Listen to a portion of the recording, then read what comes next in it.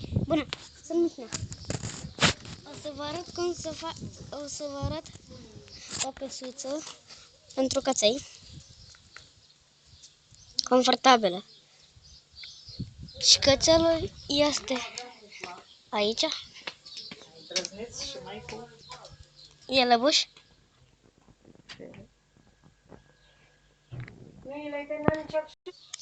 Uitați-l! E așa drăguț. Este un cățel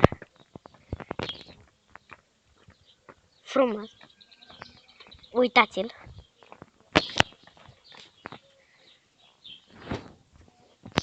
Să-l vedeți cum alergă.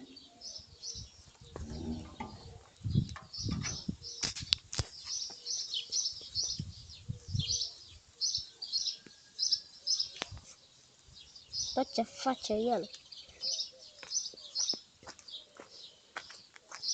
Uitați-l.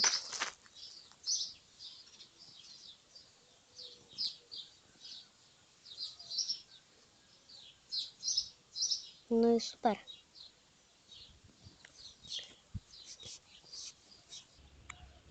Super, nu? Pa, atât pentru videoul de azi. Pa.